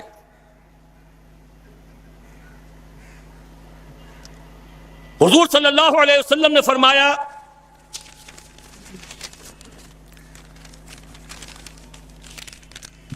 لا يبقى على ظهر الارض بيت مدر ولا وبر الا ادخله الله كلمة الاسلام بعز عزيز وذل ذليل، اما يعزهم الله فيجعلهم من اهلها او يذلهم فيدينون لها، قلت فيكون الدين كله لله۔ مقداد ابن اسود فرماتے ہیں رضی اللہ تعالی عنہ کہ حضور نے ارشاد فرمایا، زمین پر نہ کوئی اینٹ اور گارے کا بنا ہوا گھر بچے گا، نہ کوئی خیمہ رہے گا، اونٹ کے بالوں کے بنے ہوئے کمبلوں کا خیمہ، جس میں کہ اللہ تعالیٰ اپنے دین کے کلمے کو داخل نہ کر دے۔ ہر گھر میں، ہر خیمے میں اللہ کا دین داخل ہو جائے گا۔ لیکن یہ اچھی طرح سمجھ لیجئے، میری کل کی گفتگو میں اس کی تھوڑی سی وضاحت آئے گی کہ دین کے داخلے کا کیا مطلب ہے۔ جزیرہ نما عرب میں بھی جب دین غالب ہوا ہے تو کیا تمام عیسائیوں کو جبراً مسلمان بنا لیا گیا؟ جب خلافت راشدہ کا دور آیا ہے تو کیا تمام مجوسیوں کو اور تمام اور لوگوں کو جبراً مسلمان بنا لیا گیا؟ نہیں۔ جس کی قسمت میں تھا، سعادت تھی، وہ اسلام لے آئے، جو نہیں وہ ذمہ ہوئے۔ یؤتوا الجزیۃ عن ید وہم صاغرون، چھوٹے ہو کر رہو، اپنے ہاتھوں جزیہ پیش کرو، اسلام کی بالادستی کو قبول کرو، تو تم یہودی ہو کر رہ سکتے ہو، نصرانی ہو کر رہ سکتے ہو، مجوسی ہو کر رہ سکتے ہو، ہندو ہو کر رہ سکتے ہو، جو چاہو رہو۔ بالکل وہی بات اس حدیث میں آئی ہے. گھر کوئی نہیں بچے گا جس میں کلمہ اسلام داخل نہ ہو جائے، لیکن وہ داخلہ دو شکلوں میں ہوگا، بعز عزیز و ذل ذلیل، عزت والے کے اعزاز کے ساتھ یا کمزور کی مغلوبیت کے ساتھ. یا تو گھر والا اور خیمے والا خود اسلام لے آئے گا، اسے بھی عزت نصیب ہو گئی، وَلِلَّهِ الْعِزَّةُ وَلِرَسُولِهِ وَلِلْمُؤْمِنِينَ وَلَكِنَّ الْمُنَافِقِينَ لَا يَفْقَهُونَ. عزت تو اللہ کے لیے ہے، اس کے رسول کے لیے ہے، اہل ایمان کے لیے ہے، اسے بھی عزت نصیب ہو گئی. اور نہیں تو یؤتوا الجزیۃ عن ید وہم صاغرون، تم چاہے مسلمان نہ ہو، اسلام تمہارے اوپر رہے گا، تمہیں نیچے ہونا پڑے گا. نیچے ہو کر ہندو رہو، سکھ رہو، پارسی رہو، عیسائی رہو، یہودی رہو، جزیہ دو، چھوٹے بنو. بعز عزیز و ذل ذلیل، اس کی وضاحت بھی فرما دی. اما یعزهم اللہ فیجعلهم من اہلها، یا تو اللہ ان کا اعزاز فرمائے گا، انہیں اسلام والوں میں شامل کر دے گا، او یذلهم، یا انہیں مغلوب کر دے گا، فیدینون لها، تو اسے ان لوگوں کو اسلام کی اطاعت کرنی پڑے گی. اس پر حضرت مقداد فرماتے ہیں فقلت، پھر میں نے اپنے دل میں کہا وَيَكُونَ الدِّينُ كُلُّهُ لِلَّهِ، تب وہ بات ہوگی جو سورہ انفال میں الفاظ آئے ہیں وَقَاتِلُوهُمْ حَتَّى لَا تَكُونَ فِتْنَةٌ وَيَكُونَ الدِّينُ كُلُّهُ لِلَّهِ. وہ شان جو ہے ان الفاظ کے ہے، ان کے اس میں جو شان ہے وہ ظاہر ہوگی اس وقت. دوسری حدیث اس سے پہلے صفحے پر ہے، عن ثوبان رضی اللہ عنہ، عن ثوبان مولا رسول اللہ صلی اللہ علیہ وسلم. حضرت ثوبان یہ بھی حضور کے غلاموں میں سے تھے جنہیں حضور نے آزاد کر دیا تھا، مولا کہلاتے ہیں. اور یہ روایت صحیحین میں سے مسلم شریف کے اندر بھی موجود ہے، ترمذی، ابو داؤد، ابن ماجہ وغیرہ کے علاوہ صحیح مسلم میں. عن ثوبان رضی اللہ عنہ قال رسول اللہ صلی اللہ علیہ وسلم ان اللہ زوالی الارض فرأیت مشارقها ومغاربها وَإِنَّ أُمَّتِي سَيَبْلُغُ مُلْكُهَا مَا زُوِيَ لِي مِنْهَا. حضور نے فرمایا اللہ نے میرے لیے ساری زمین کو لپیٹ دیا یا سکیڑ دیا، تو میں نے اس کے سارے مشرق بھی دیکھ لیے، سارے مغرب بھی دیکھ لیے. And take it from me، جان لو میری امت کی حکومت ان تمام علاقوں پر قائم ہو کر رہے گی جو اللہ نے مجھے اس طرح زمین کو سکیڑ کر دکھا دیے تھے. کوئی شک ہے؟ شک کا شائبہ بھی ہے تو ایمان کی کمزوری ہے. یہ قول رسول ہے، وہو الصادق المصدوق، وہ سچے ہیں اور ان کی سچائی پر تو اللہ گواہ ہے. لقد صدق اللہ رسولہ الرؤیا بالحق لتدخلن المسجد الحرام ان شاء اللہ آمنین محلقین رؤوسکم. کچھ اشتباہ سا ہو گیا تھا کہ شاید حضور کا خواب درست نہ تھا. نہیں، نبی کا خواب غلط نہیں، نبی کا قول غلط نہیں ہو سکتا، ہو کر رہا ہے. تو قرآن سے منطقی طور پر ثابت پوری دنیا میں اللہ کے دین کا غلبہ ہو کر رہے گا. احادیث سے تفصیلاً ثابت، صراحتاً ثابت. اسے نظام خلافت علی منہاج النبوہ کہیے، اسے نظام دین کا غلبہ کہیے، اسے اللہ کی حکومت کہیے، قائم ہو کر رہے گی اس دنیا کے خاتمے سے قبل. اب میری اس وقت کی گفتگو کا چوتھا اور آخری نقطہ ہے. وہ نقطہ یہ ہے، منطقی طور پر بھی یہی بات نظر آتی ہے اور روایتاً بھی یہی ثابت ہے. کوئی نظام اگر عالمی سطح پر آتا ہے یا آنے کا امکان ہے تو اس کی ترتیب اور تدریج یہی ہوگی کہ پہلے کسی ایک ملک میں آئے اور پھر پھیلے.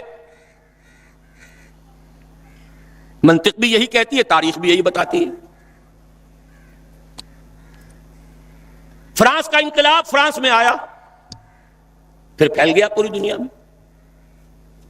اشتراکی انقلاب روس میں آیا، لیٹن امریکہ تک پہنچ گیا. سب سے بڑھ کر محمد عربی صلی اللہ علیہ وسلم کا انقلاب جزیرہ نما عرب میں آیا اور پھر پھیلا دائیں بائیں، مشرق، مغرب، شمال. منطقی طور پر بھی یہی ممکن ہے. اور اس کو اگر کانورس لے لیجئے، اس کا ضد لے لیجئے، اگر پوری دنیا میں بیک وقت اس کا قیام ممکن ہوتا تو حضور کے ہاتھوں ہو جاتا. افضل البشر ہیں کہ نہیں؟ سید الانبیاء اور رسل ہیں کہ نہیں؟ سید الاولین والآخرین ہیں کہ نہیں؟ خاتم النبیین ہیں کہ نہیں؟ اگر یہ ہو سکتا ہوتا تو حضور کے ہاتھ ہو جاتا. وہاں بھی یہی ہوا. 23 برس کی محنت شاقہ سے جزیرہ نما عرب میں وہ نظام قائم ہو گیا. اب دائیں بھی پھیلا، عراق سے ہوتے ہوئے ایران، اور ایران سے ہوتے ہوئے ماوراء النہر، اور وہاں سے ہوتے ہوئے ہندوستان آیا.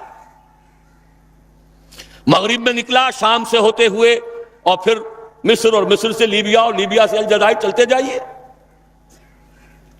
شمال میں کوکیشیا ماؤنٹینز. یہی تدریج ہو سکتی ہے نا. اب بھی یہی ہوگی. لیکن سوال یہ ہے کہ کیا کوئی انڈیکیشن ہے، کوئی اشارات ہیں، کوئی صراحت ہے کہ یہ کہاں سے ہوگا؟ مسلمانوں کا ذہن تو فوراً جائے گا کہ مکہ مکرمہ ہی سے ہونا چاہیے، مدینہ منورہ سے ہونا چاہیے، جزیرہ نما عرب سے ہونا چاہیے. لیکن دو اعتبارات سے بات بالکل مختلف ہے. بلکہ میں تو شاید آج تیسری بات کا اضافہ کر کے بتاؤں، 3 اعتبارات سے بالکل مختلف ہے.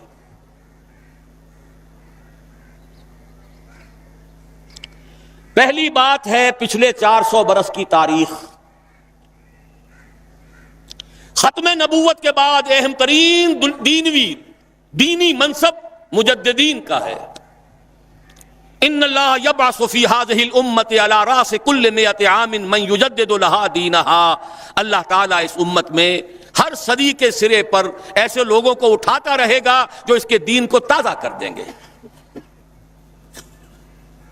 سنن ابی داؤد کی روایت ہے، مجددین کا سارا تصور. اب نوٹ کیجئے کہ 1000 برس تک سارے مجددین عالم عرب میں آئے. عمر بن عبدالعزیز سے شروع ہو جائیے. عمر بن عبدالعزیز ہے، اور پھر امام ابو حنیفہ ہیں، امام شافعی ہیں، امام مالک ہیں، امام احمد ابن حنبل ہیں، غزالی ہیں، ابن تیمیہ ہیں، شیخ عبد القادر جیلانی، گنتے جائیے. سب کے سب کہاں؟ اور جیسے ہی 1000 برس ختم ہوئے، الف ثانی شروع ہوا، دوسرا 1000 سال امت کی تاریخ کا. مرکز ثقل جو ہے اس امت کا ہندوستان کو منتقل کر دیا گیا.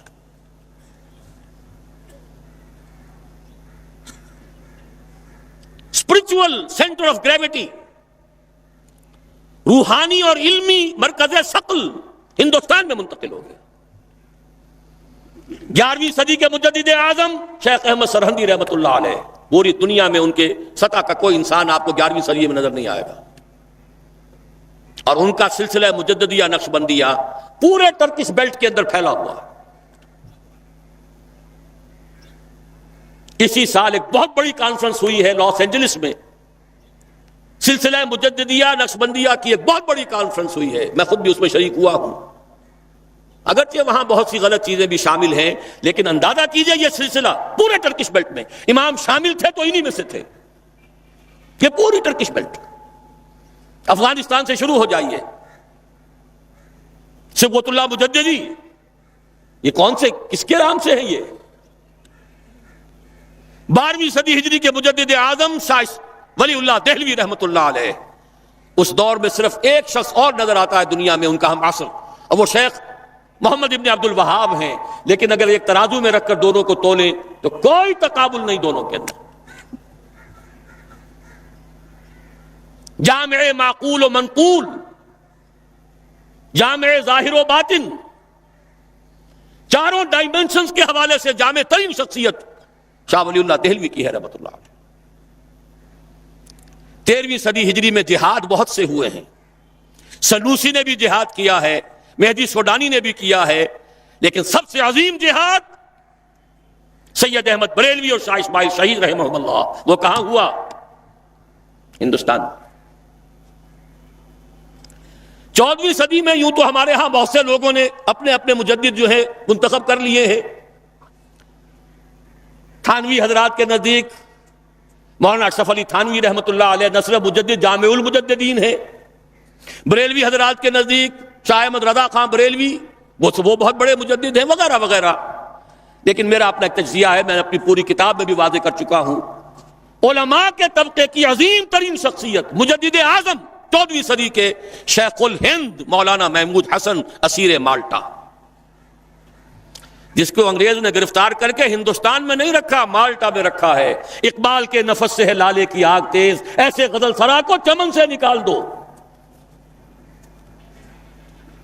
اس کے علاوہ جو عظیم شخصیتیں ہندوستان نے پیدا کی ہیں ان کے پاسنگ کے برابر بھی کوئی شخصیت عالم عرب میں نہیں. اقبال جیسا مفکر کہیں ہے؟ مولانا مودودی جیسا مصنف کہیں ہے؟ مولانا الیاس جیسا مبلغ کہیں ہے؟ عالمی سطح پر عالم عرب ہو یا عالم عجم ہو اگر کوئی ڈنکا بول رہا ہے تو مولانا مودودی کی کتابوں کا ہے، مولانا الیاس کی تبلیغی جماعت کا ہے، اور دنیا کے کسی ملک سے اٹھنے والی کسی جماعت کا عالمی سطح پر کوئی اثر نہیں.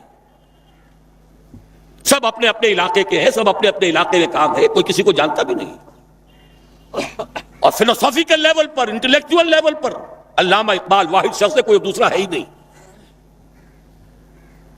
تقابل تو وہاں کیا جائے جہاں کوئی دوسرا ہو، تو دوسرا ہے ہی نہیں. یہ کیا سب کچھ یوں ہی ہو رہا ہے، ایٹ رینڈم ہو رہا ہے، یا کوئی حکمت خداوندی ہے؟ یدبر الامر من السماء الى الارض، تدبیر خداوندی جو ہے، یدبر الامر من السماء الى الارض ثم يعرج اليه في يوم كان مقداره الف سنة مما تعدون. اللہ کی تدبیر تو ہزار برس کی ہوتی ہے. 400 برس کی تاریخ آپ کو میں نے بتا دی ٹھیک دینی اعتبار سے. اس میں اضافہ کیجئے وہ جو کولونیل رول تھا اس سے آزادی تمام مسلمان ملکوں میں چلی، تحریک چلی ہے نا، لیکن اسلام کا نعرہ صرف تحریک پاکستان کے لیے لگا. عربوں نے عرب نیشنلزم کا حوالہ لیا ہے، سہارا لیا ہے. خلافت ختم ہو رہی تھی، احتجاجی تحریک صرف ہندوستان میں چلی، باقی پوری دنیا کے مسلمانوں نے یہ بھی محسوس نہیں کیا. جیسے کہ حضور نے فرمایا ہے کہ ایک منافق کو بھی گناہ کرنے سے کچھ احساس تو ہوتا ہے، بس اتنا ہی ہوتا ہے جیسے ناک پر مکھی بیٹھی تھی اسے اڑا دیا. اس سے زیادہ احساس خلافت کے خاتمے کا پوری دنیا میں کہیں نہیں ہوا. اور یہاں مشرق سے مغرب، شمال سے جنوب بولی اماں محمد علی کی جان بیٹا خلافت پہ دے دو. ہندوؤں کو شریک ہونا پڑا خلافت کی تحریک. قرارداد مقاصد پاس ہو گئی، 10 کروڑ انسانوں کی نمائندہ اسمبلی کہہ رہی ہے we wash our hands off the claim of sovereignty.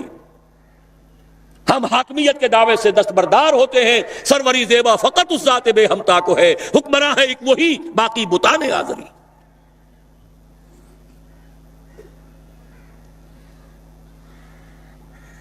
اس سے اگلا معجزہ، تمام فرقوں کے 31 سربراہوردہ علماء نے دستور کے 22 نکات دے دیے متفق علیہ. اس کے بعد قافلہ بھٹک گیا. میں اس طرف جانا نہیں چاہتا، اس وقت صرف آپ کو مثبت چیزیں بتا رہا ہوں. بھٹک کر ہم نے اپنی منزل دور کر لی ہے. واپس آ جائیں گے تو انشاءاللہ یہ پچھلے سنگھائے میل، یہ ہمارے حوصلوں کو بڑھانے کے لیے ان کی یاد تازہ کرنا. تازہ خواہی داشتن گر داغ ہے سینہ را، گاہے گاہے باز خواہی داستان پاری نہ را. اس کو نوٹ کیجئے، اس لیے یاد دلا رہا ہوں کہ کچھ مشیت ازدی ہے اس علاقے سے. اب آئیے احادیث کی طرف. 3 حدیثیں ہم نے کوٹ کی ہیں. عن عبداللہ ابن الحارث رضی اللہ عنہ، ابن ماجہ کی روایت ہے، یہ سنن ابن ماجہ. عن عبداللہ ابن الحارث رضی اللہ عنہ قال قال رسول اللہ صلی اللہ علیہ وسلم یخرج ناس من المشرق یؤتئون للمہدی یعنی سلطانہ. مشرق کی طرف سے لوگ نکلیں گے جو منزل پر منزل کرتے ہوئے آئیں گے. وطا پاؤں تلے روندنا مہدی کے لیے، یعنی اس کی حکومت قائم کرنے کے لیے۔ مہدی کا ظہور جو بھی ہمارے پاس روایات ہیں وہ یہی ہے کہ ان کا ظہور تو عالم عرب ہی میں ہوگا، مکے ہی میں، وہی ان سے بیعت ہوگی۔ اس وقت تصور ذہن سے نکال دیجئے جو شیعوں اور سنیوں کے درمیان اختلاف ہے، ان کے نزدیک ان کے 12ویں امام ہیں جو چھپے ہوئے ہیں وہ ظاہر ہوں گے، ہمارے نزدیک جیسے اور مجددین پیدا ہوئے ہیں اپنے اپنے وقت میں، ایسے ہی ایک مجدد پیدا ہوں گے جن کا نام مہدی ہے، اور ہو سکتا ہے، بلکہ میں یقین سے کہتا ہوں کہ ہو چکا ہے، کہ وہ پیدا ہو چکے۔ زمانے کی رفتار بتا رہی ہے، حالات کا رخ بتا رہا ہے، لہذا یہ شیعہ سنی فرق کو ذہن سے اس وقت نکال دیں۔ جیسے مجدد الفسانی کھڑے ہوئے، جیسے احمد ابن حنبل کھڑے ہوئے، ایسے ہی ایک اللہ کا بندہ حضرت فاطمہ رضی اللہ تعالی عنہا کی نسل سے، حضرت حسن کی اولاد میں سے ہوگا، اور اس کا وہی سے آغاز ہوگا، لیکن وہاں سے آغاز تو ہوگا، اس کی حکومت جمانے کے لیے فوجیں مشرق سے چل کر آئیں گی۔ معلوم ہوا کہ مشرق کے علاقے میں کہیں یہ کام پہلے ہو چکا ہوگا، اسلامی حکومت اور خلافت قائم ہو چکی ہوگی، وہاں سے فوجیں آئیں گی جو مدد کریں گی حضرت مہدی کی، یعطون للمہدی یعنی سلطانہ، جمائیں گی اس کی حکومت کو۔ علامہ اقبال نے غالب ایسے ہی حدیثوں سے وہ انسپریشن لی تھی کہ میرے عرب کو آئی ٹھنڈی ہوا جہاں سے، میرا وطن وہی ہے، میرا وطن وہی ہے۔ حضور صلی اللہ علیہ وسلم کو ٹھنڈی ہوا آئی تھی۔ اگلی حدیث پڑھیے عن ابی ہریرہ، اور یہ جامع ترمذی کی روایت حضرت ابو ہریرہ سے رضی اللہ عنہ، یخرج من خراسان رایات سود لا یردها شیء حتی تنصب بایلیا، خراسان سے سیاہ پرچم نکلیں گے جنہیں کوئی طاقت جن کا رخ پھیر نہیں سکے گی یہاں تک کہ وہ ایلیا میں جا کر نصب ہو جائیں گے۔ اس حدیث میں دو لفظ اگر نہ سمجھ لیں ہم تو حدیث سمجھ میں نہیں آتی۔ آپ کو معلوم ہے کہ دنیا میں ملکوں کے نام بدلتے رہے ہیں، 50 سال پہلے پاکستان کے نام سے کوئی ملک تھا ہی نہیں۔ حضور کے زمانے میں خراسان ایک بہت بڑا ملک تھا، اور آج کے افغانستان کا تقریباً 2/3 سب سے نچلا جو اس کا ریگستانی سا علاقہ ہے سیستان کہلاتا تھا، اس سے اوپر جو ہے خراسان تھا۔ پاکستان کا بھی ملحقہ علاقہ اس میں شامل تھا۔ یہ واخان کی پٹی جو آپ نے کبھی پڑھی ہوگی، اور جبکہ ابھی افغانستان میں جنگ ہو رہی تھی، روسی آ گئے تھے، ایک بڑی باریک سی پٹی آتی ہے افغانستان سے، جیسے کسی برتن کا ہینڈل ہو، کسی فرائی پین کا ہینڈل چلا رہا ہے، وہ واخان۔ اس کتابوں میں لکھا ہے کہ یہ خراسان کی مشرقی سرحد تھی، اس کے نیچے کا سارا علاقہ، یہ باجوڑ، دیر، یہ سارا پھر اس کے بعد کوہستانی علاقہ، یہ وہ علاقہ ہے جہاں جہاد سید احمد بریلوی رحمت اللہ علیہ کا ہوا ہے۔ خراسان میں اس کے علاوہ تھوڑا سا علاقہ ایران کا شامل ہے، وہ اب بھی خراسان کہلاتا ہے، چھوٹا سا صوبہ ہے، اور ایک پھر ماوراء النہر کا یہ علاقہ جو ابھی آزاد ہوا ہے روس کے تسلط سے، یہ بھی اس میں شامل تھا۔ یہ پورا ایک ملک کہلاتا تھا خراسان۔ اس سے ادھر کا جو ایران آج کا ہے وہ اصفہان کہلاتا تھا۔ اس خراسان کے علاقے سے فرمایا حضور نے کہ فوجیں نکلیں گی سیاہ علم لے کر، سیاہ پرچم لے کر۔ ایلیا حضور کے زمانے میں نام تھا یروشلم کا۔ یروشلم کو سن 70 عیسوی میں جب تباہ و برباد کیا ہے ٹائٹس رومی نے، بالکل تباہ و برباد کر دیا، اس کو پھر اجاڑ دیا جیسے کبھی نیبوکڈنیزر نے اجاڑا تھا۔ اس کے بعد ایمپرر ہیڈریان تھا ایک رومن ایمپرر، اس نے دوبارہ آباد کر کے اس کا نام بھی رکھا ہے ایلیا، اب وہ یروشلم نہیں تھا۔ اور سن 70 عیسوی سے ان کا جو سیکنڈ ٹیمپل تھا وہ گرا پڑا ہوا، آج تک گرا پڑا ہے، ایلیا کہلاتا تھا۔ اس ایلیا کے بارے میں حضور نے خبر دی، اس حدیث سے معلوم ہوا کہ یہ مسلمانوں کے ہاتھوں سے نکل چکا ہوگا۔ لیکن ان کو لینے والے خراسان سے چل کر آئیں گے، کوئی مشرق کوئی اور ملک کے لوگ نہیں لے سکیں گے۔ نوٹ کیجئے ذرا حدیث کو۔ یہ ایلیا تاریخی اعتبار سے مسلمانوں کے ہاتھ سے 2 دفعہ نکلا ہے۔ پہلے عربوں کے ہاتھ سے نکلا، لیکن عرب واپس نہیں لے سکے۔ کس نے واپس لیا؟ صلاح الدین ایوبی کرد، خراسانی نہیں تھے۔ گویا کہ وہ اس حدیث کا اطلاق اس پر نہیں ہوگا۔ اب دوبارہ ہاتھ سے نکلا ہے، صاف نظر آتا ہے کہ عربوں میں تو دم ہے ہی نہیں۔ تھوڑے سے دم خم کا امکان تھا عراق کا، اس کا جو بھرکس نکالا ہے، اگلا پچھلا کھایا پیا جیسا، اور دوسرا 3 ٹکڑوں میں تقسیم کیا ہے، اس کی اپنی حماقت بھی اس میں شامل ہے، عالمی سازش شامل ہے، سب کچھ ہے۔ یہ میرا اس وقت کا موضوع نہیں ہے۔ عالم عرب میں کوئی ملک ایسا نہیں ہے کہ جو چیلنج کر سکے۔ خراسان کے علاقے سے فوجیں جائیں گی جو ایلیا کو دوبارہ حاصل کریں گی۔ یخرجو من خراسان رایات سود فلا یردها شیء، کوئی شے ان کا رخ نہیں پھیر سکے گی حتی تنصب ایلیا، یہاں تک کہ وہ رایات سود جو ہیں وہ سیاہ جھنڈے ایلیا میں جا کر نصب ہو جائیں۔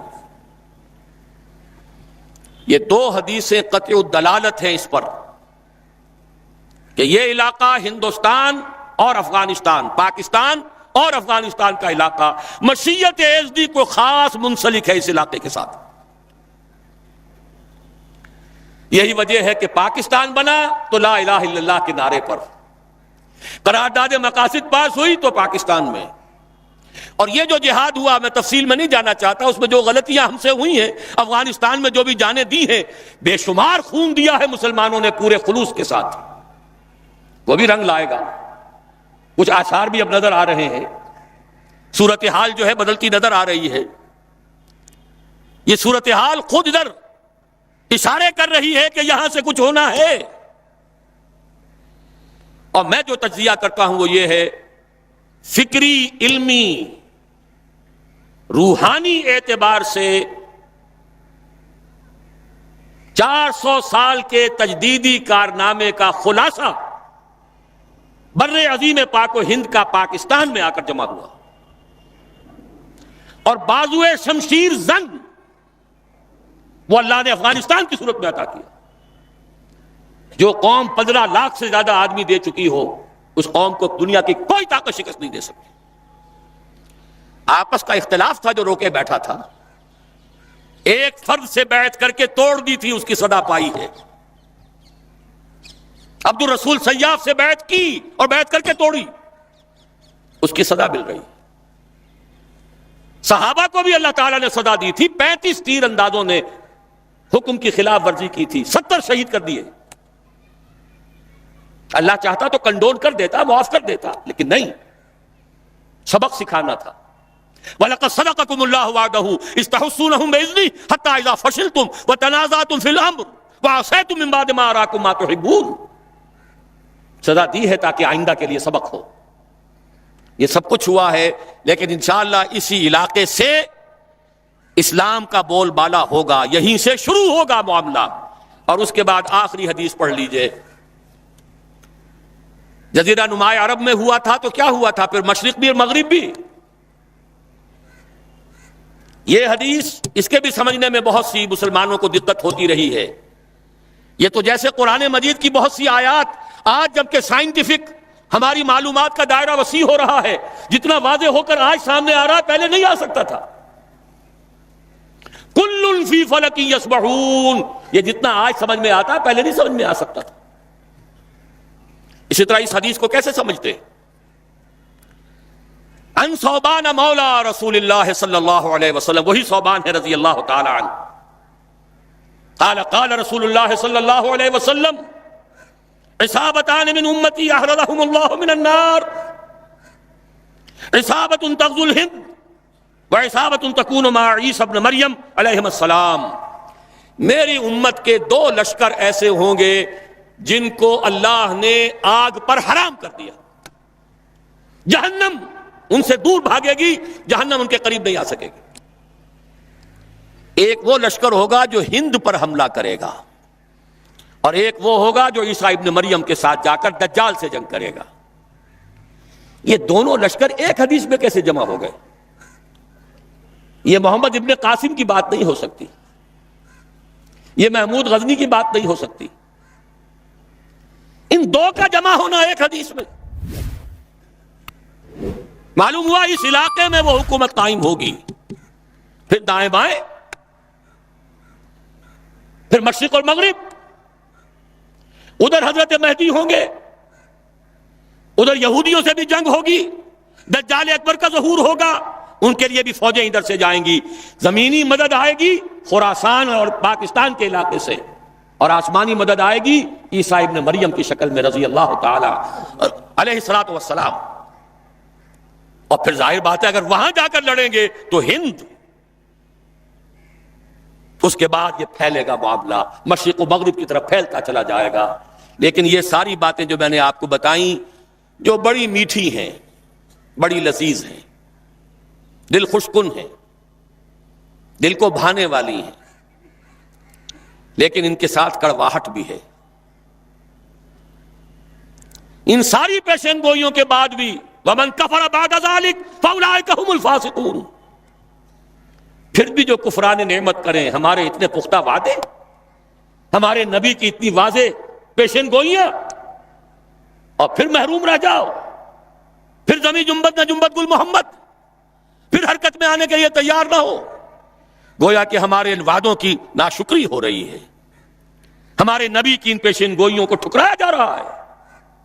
فَأُولَٰئِكَ هُمُ الْفَاسِقُونَ، وہ تو پھر بہت ہی ناہنجار ہیں، اس ناہنجاری کی سزا ہمیں مل رہی ہے۔ ہم بھٹک گئے تھے صحیح راستے پر آتے ہوئے، 1951 سے ہمارا قافلہ بھٹکا ہے، 1949 میں قرارداد مقاصد، 1950 میں تمام مذہبی فرقوں کے طرف سے متفق علیہ دستور کے 22 اصول، 51 سے الیکشن میں حصہ لے کر جو بیڑا غرق کیا ہے، اسلام کی منزل جو کھوٹی کی ہے، اسلام کو ایک پولیٹیکل ایشو بنا کر، ایک پارٹی ایشو بنا کر، متنازع مسئلہ بنا کر، اور پھر 5 جماعتیں اسلام کے نام پر ووٹ لینے کے لیے میدان میں آئیں، تو جو کچھ حشر ہوا ہے وہ ہمارے سامنے ہے۔